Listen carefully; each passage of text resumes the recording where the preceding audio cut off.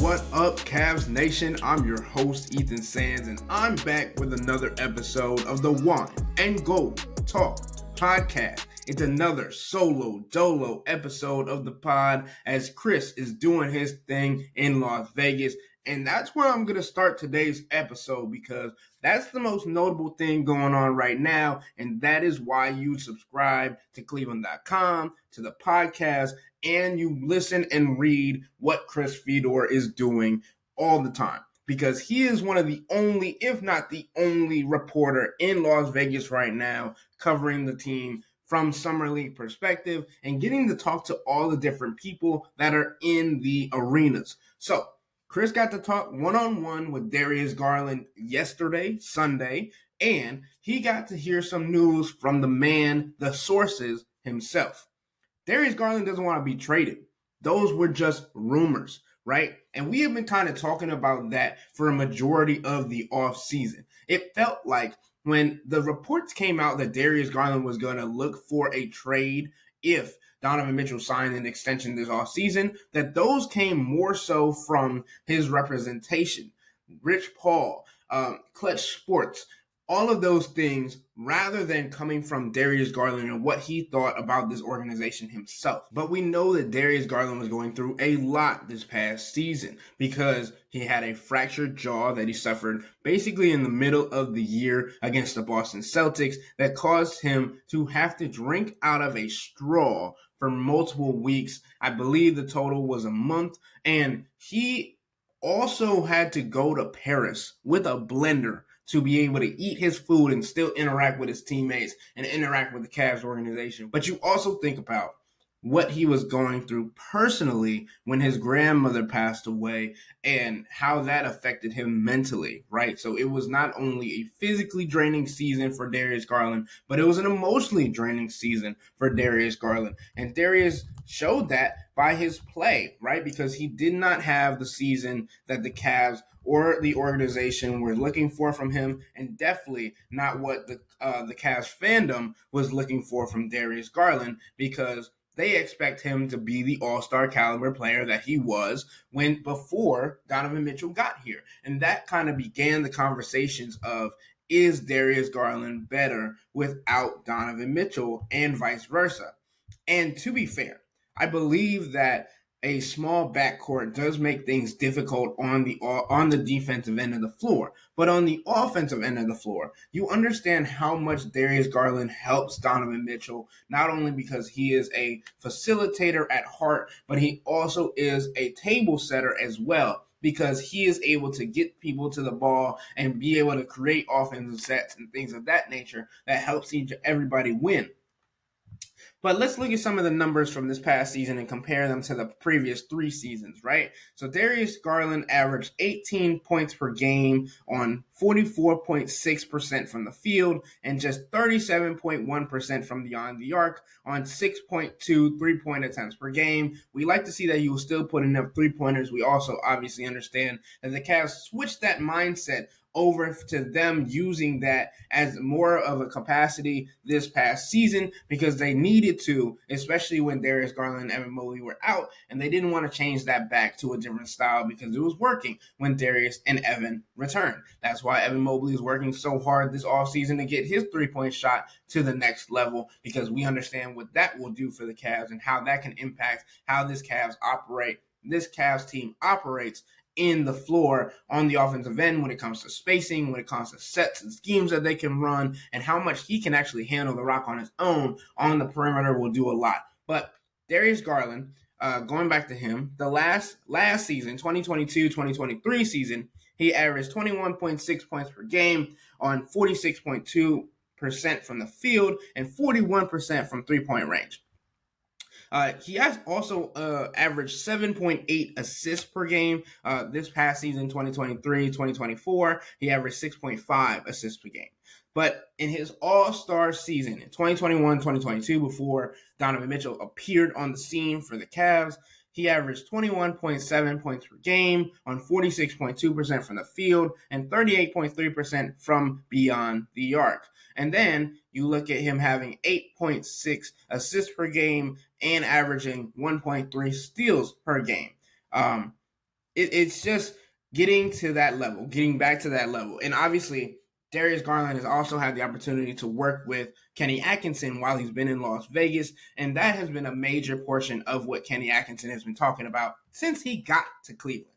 I mean, we talk about the amount of travel that Kenny Atkinson was doing to show that he wanted to be a part of this organization, one, and two, what he's been doing since then, right? Because he came from the French national team in France all the way to Cleveland to be announced or to be a part of the 2024 NBA draft and be in the war room for the Cavs. Then he went to LA to be a part of Donovan Mitchell's Spider Elite Camp. Then he came back to Cleveland to be officially announced as the new head coach for the Cavs. And then he went back to France to be a part of the French national team. Then he came back to now is in Las Vegas and has been working out some of the guys over there, not only with the Summer League team, but also guys like Darius Garland, Evan Mobley, Jared Allen, Sam Merrill, George Niang, Max Strus. Those guys have been having individual or team practices with their organization, with Kenny Atkinson, getting to show them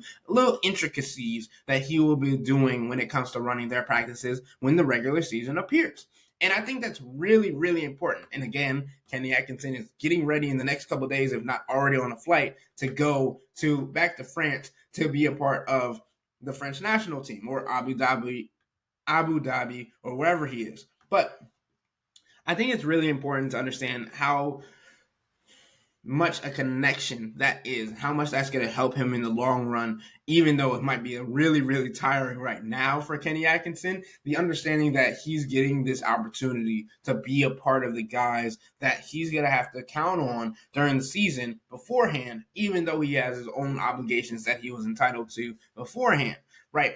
Because we know when he got the job, he was mid-practice with the French national team when Kobe Altman called him, and he was kind of scrambling to get his phone and those kinds of things. That's what was said at the at his introductory press conference. And I think it's really important because Kenny Atkinson seems like a really down-to-earth guy. He sounds like somebody that is willing to go the distance for his players. You see him on the sideline at the NBA Summer League game, chopping it up, smiling with Darius Garland, Ty Jerome. Also, that's another thing I wanted to touch on today. Ty Jerome. Has there been anything officially said by the Cavs? No, because there wasn't anything officially said about him for the entire last season.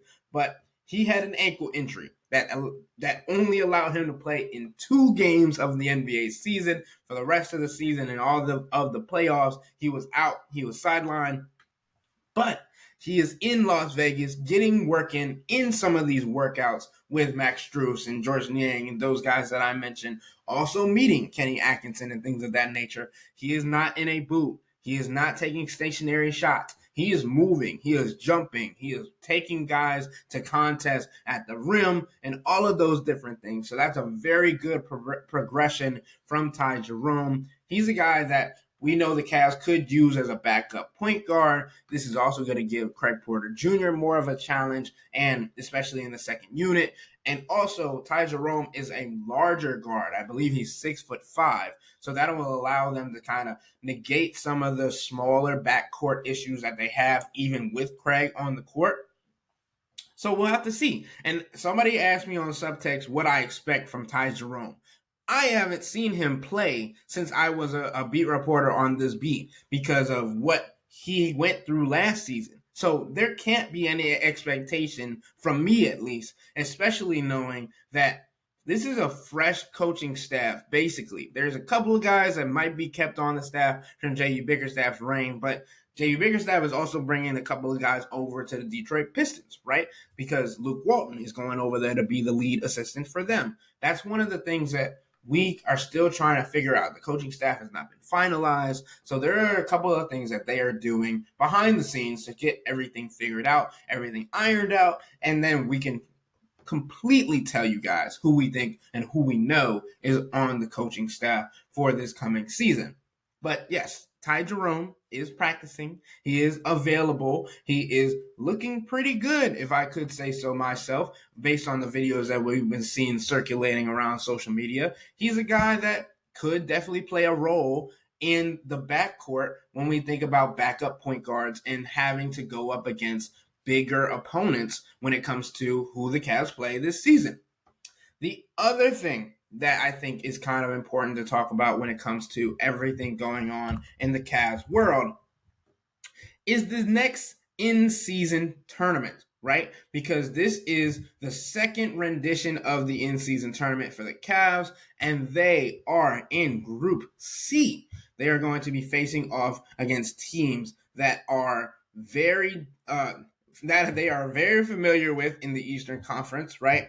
They get to face off against the Boston Celtics, who they lost to in the Eastern Conference semifinals, the Chicago Bulls, the Atlanta Hawks, and the Washington Wizards.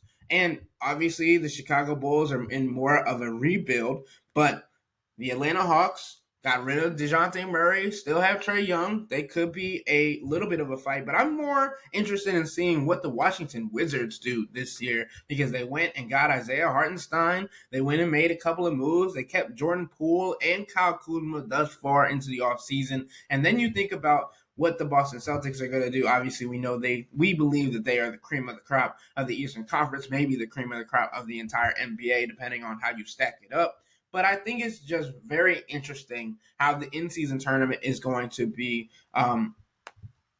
make people want to watch the game early into the season because we understand that's what's driving this creation is them understanding how hard it is to gain views. This is also what they're trying to do to stop load management as much, to get people and teams to want to compete and win something. Obviously, the Los Angeles Lakers hung their banner up from last year's in-season tournament championship, and that's something that some teams might do. Other teams I've heard will more than make that championship banner into a rug. So the other teams look at it differently, and that's how you got to think about it. But obviously, it's important to think about how this will make teams play and how they'll schedule their rosters and things of that nature, because more than likely, more than usual, before this was set into place, teams were trying to figure out what they wanted to do throughout the season, especially if they made a lot of moves and who they wanted to play and all of those different types of things. But now it's like, well, there's something to play for, there's something to win for, and especially because they got an extra money stipulation this year based on last year's as well. I mean, that's what LeBron James said he was playing for, even though we know he's one of the most stingy people when it comes to money in the NBA. That's not my words. That's some of his former teammates' words, right?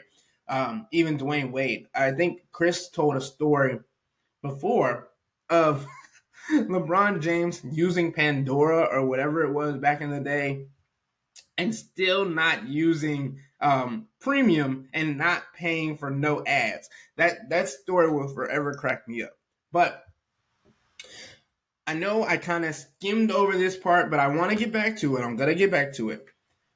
The Summer League game against the Milwaukee Bucks, right? The Cleveland Cavaliers in their first contest against the Orlando Magic were severely outmatched. They were overpowered and lost almost by a Summer League record margin. So this was a great bounce back for the Cleveland Cavaliers. They beat the Milwaukee Bucks 112-81. It was a great showing from almost everybody on the court, right? The entire starting five scored in double figures. They were led by Emoni Bates, who had an efficient night. And this is what we've been talking about for Emoni Bates, right? Because we talked to him at a press conference before they went to Las Vegas, and me and Chris both were asking him, what were you working on in your game?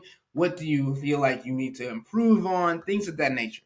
And he said efficiency, because we know the numbers were not great for him last season, even in the G League. He was under 40% in both three-point shooting and field goal percentages, but in Sunday's game, Emoni Bates was able to shoot 50% from the field, 6 of 12, and he was 2 of 8 from three-point range. Obviously, we want him to be better in that capacity because we know how many three-pointers he takes in the regular season, but he also was doing other things on the floor. 6 rebounds, 4 assists.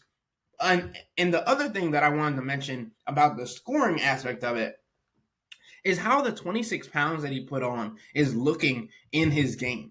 right? Because we understood that he couldn't go to the basket as much last season because he would get pushed around. He wasn't big enough to contest with other guys in the NBA.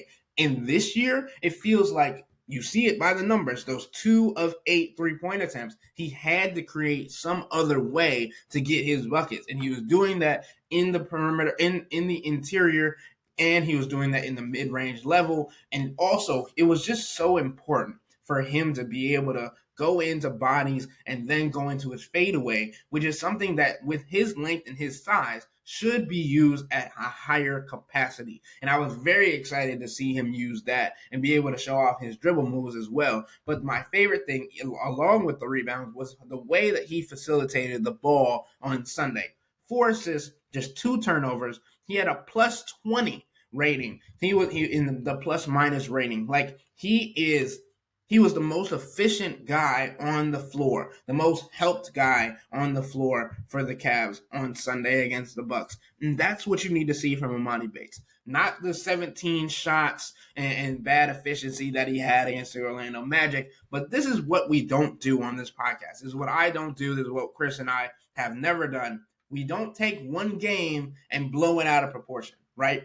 We take the numbers, we take the stats, we take the eye test, and we go through all of it to understand where these players are in their current states. And to me, Emoni Bates is growing, and the G League has helped him do that, right? And also the will and the want and the desire to be an NBA player. We've seen it this offseason. He's put on 26 pounds. He came in as a rookie at 170, is currently apparently at 196 is what he said. And he said he's trying to get to 210 by the start of the season. 210, 6'9", that's nothing to sneeze at, especially with his game. He's not a post-up kind of guy, but if he's able to muscle his way into the interior and get to the rim, or, like I said before, get to the little floater, that the Kobe patented turnaround, whatever you want to call it, that is the skill set that I want to look for more from Emoni Bates. And I liked how the Cavs as a whole were running in space and creating transition points and all of those things. There were multiple dunks in Sunday's game. Luke Travers had one, Emoni had one, but also Zaire Smith had a huge poster dunk that were almost viral on social media. It was definitely one of the best dunks of Summer League, maybe the best dunk of Summer League by the end of it. We'll get back to that when it gets to the latter portions of it.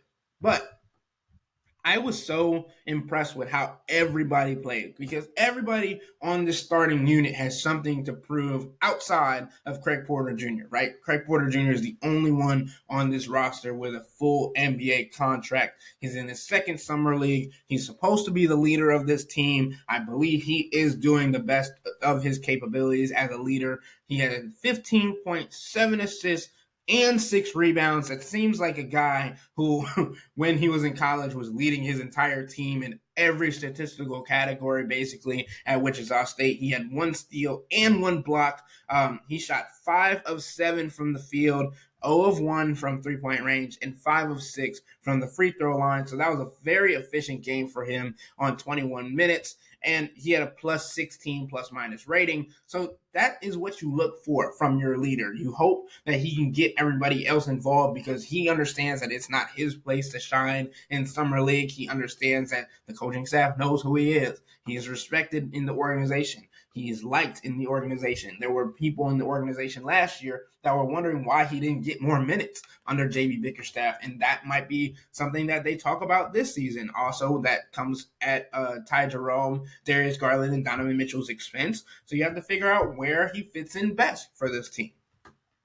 The other players that we were looking at were also in the starting lineup. Luke Travers, he kind of had a breakout game. He was 4 of 5 from the field, had 10 points, 2 steals, 3 assists, 7 rebounds. It looked like he was flying all over the court, doing almost everything. It was really good to see. And then Jalen Tyson, I mean, he has been aggressive in his first Summer League season. 6 of 12 from the field, 14 points, 2 of 5 from the three-point line. Efficient.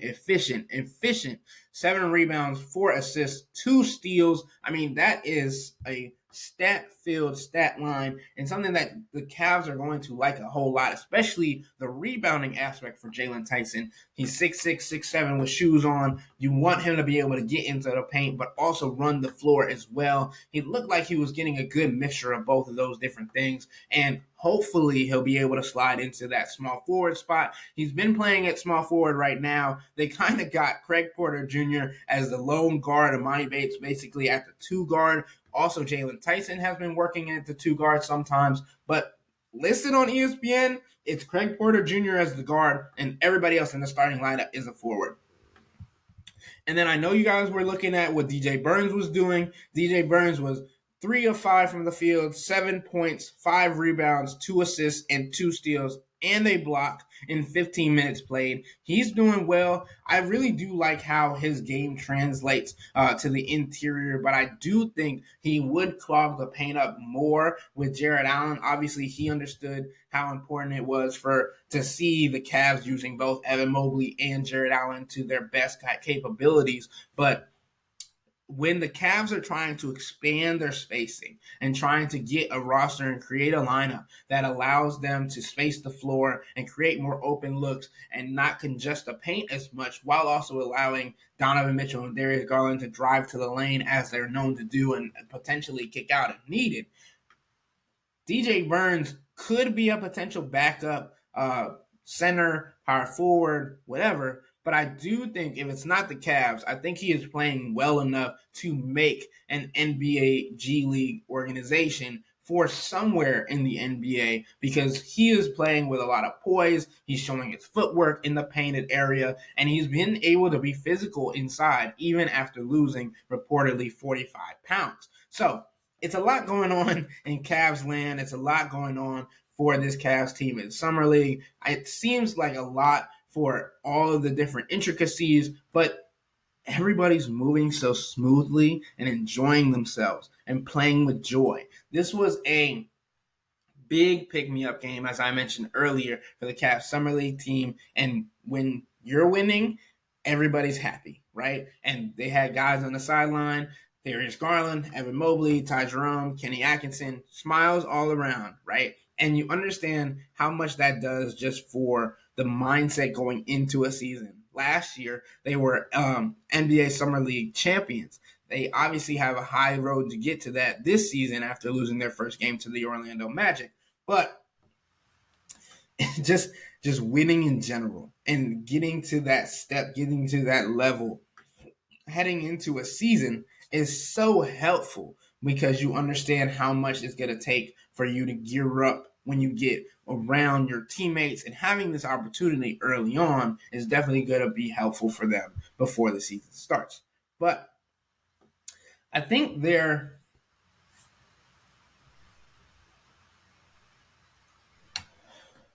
But we know that there's still one person that we're kind of waiting on seeing the post up in Las Vegas, and that is Donovan Mitchell. He told Jalen Tyson that he was going to pull up. The Cavs play on Wednesday and Thursday in Las Vegas, kind of to end their group play action. And I would predict that Donovan Mitchell shows up to one of these games, because Donovan said to Jalen Tyson that he was going to pull up and show love and get to talking to the rookie, who could impact the Cavs depending on how well he plays over the rest of the Summer League, and depending on how well he plays in the G League at the beginning of the season, potentially, because you never know what the Cavs are thinking, and you never know what Dan Gilbert's going to pull. But I think this is a really interesting roster, and we've talked about it since the beginning of the offseason. The Cavs are working interior. They're working internally to make the best roster they can by developing these guys, and the practices that Kenny Atkinson is having, the conversations that the NBA players are having with the G League and Summer League team, the impact that those guys are having all over the place has played its part and is doing what it needs to develop these guys as quickly as they can over one off season to get to the level that the Cavs want to get to, which is Eastern Conference Finals and NBA Finals in this coming season, right? And as we've been seeing, the Eastern Conference is becoming tougher and tougher. But Chris and I have said it before, mostly Chris though, the 82-game season is a training ground. You understand that you are not, if you're in the position of the Cavs, you're not chasing wins as much as you are trying to get a good seeding and get your positioning for the playoffs. You don't need the 1 seed. You don't need the 2 seed. It would be nice, but the challenge is the 16 games that you get to play in the playoffs. How do you play then? How do are your guys ready to play in that kind of atmosphere? Are your guys ready to contribute what they've shown in the regular season in the playoffs? That's what they're looking for right now. But we don't know. It's yet to be seen. The offseason is not over. Things could happen. Things could change. Darius Garland saying that it was just rumors that he wanted to get traded. That could change. It could not be in his hands, right? He's not the one doing the trading. He could still get traded, even though he doesn't want to get traded. Jarrett Allen could still get traded, even though Kenny Atkinson is his former coach and got a lot of love for Jarrett Allen. Jarrett Allen has been at both of the practices that I've seen that the Cavs have had, and with the small group of guys that have been in Las Vegas. Also, Jarrett Allen got a haircut, his almost yearly haircut. His fro is definitely down a little bit from last year. I like it when he wears it off and poofy, man. That's my take on that. But he does it every year. Can't knock him for it. And I think you can't predict anything. Also, because we know how much of a wild card Dan Gilbert is. But Kobe Altman has talked about how important it is for this core four to stick together, for this team to stick together in trying times, and understand how it's going to help them develop over the next couple seasons. It was only year 2 of the Donovan Mitchell experience. That's what Kobe Altman said. It is now heading into year 3 of the Donovan Mitchell experience, and after the contract extension that Donovan got, it's going to be a long time coming. That's what we're hearing. That's what we're thinking, unless something crazy happens. But if the Cavs can prove that this is the right place for Donovan Mitchell, if this is where he can be to develop as a player, if this is where he can be to win championships and compete for conference finals, NBA finals, then that's going to make him want to stick around longer. And to do that, the Cavs need players like Darius Garland, Evan Mobley, Jarrett Allen, Max Strus, all of the guys, because we understand how young this team is, to grow under the microscope. Because now, after getting to the Eastern Conference semifinals for the first time without LeBron James since 1993 and doing it for the first time even with LeBron James since 2018, now other teams are looking at them and concentrating on how they can beat them and looking at the small things. Because if you look at what happened in the Eastern Conference semifinals, even in the Eastern Conference first round of the playoffs last season, there were definitely different things that teams looked at and felt like they could exploit of this team. And that is the interesting part, because if teams are zeroing in on these little portions of the Cavs' game, and over this season or over this off season, the Cavs develop and fix those problems, that leaves less holes for them to fail. And that's a big step, right? Going from good to great is a lot harder than going from bad to good, because we understand the Detroit Pistons this offseason have been making moves. The Washington Wizards have been making moves. So going from bad to good is a possibility, but they're also still fighting to get into a play-in spot, right? The Detroit Pistons last season had the worst record in the entire NBA. They're just trying to get up a little bit more. And J.U. Bickerstaff could be the coach to do that, right? Because we understand how much importance he had on getting the Cavs out of the mud over his 5 seasons that he was here, because of how he was able to help develop and player develop and all of those different things. I feel like that's been my buzzword today. Develop, because that's what this Cavs team is doing and prioritizing, especially with guys like Evan Mobley, who they feel like they didn't prioritize his growth as much as they should have. But this offseason, it's been a lot of focus on Evan Mobley, because if Darius Garland doesn't step up, if Darius Garland doesn't improve his game this offseason or this next season coming up, Evan Mobley might have to be the guy, might have to be the running mate for Donovan Mitchell for this team to get where it needs to. But That's all to be heard. That's all to be said. That's all to be seen. And we're going to keep learning and keep listening and keep watching, because that's how we do it here. We report with our eyes, and then we have conversations to confirm. But with all that being said, that'll wrap up today's episode of the Wine and Gold Talk podcast. But remember to become a Cavs insider and interact with Chris and me by subscribing to Subtext. Sign up for a 14-day free trial or visit cleveland.com/Cavs and click on the blue bar at the top of the page. If you don't like it, that's fine. All you have to do is text the word STOP. It's easy. But we can tell you that the people who sign up stick around, because this is the best way to get insider coverage on the Cavs from me and Chris. This isn't just our podcast, it's your podcast. And the only way to have your voice heard is through Subtext. Y'all be safe. We out.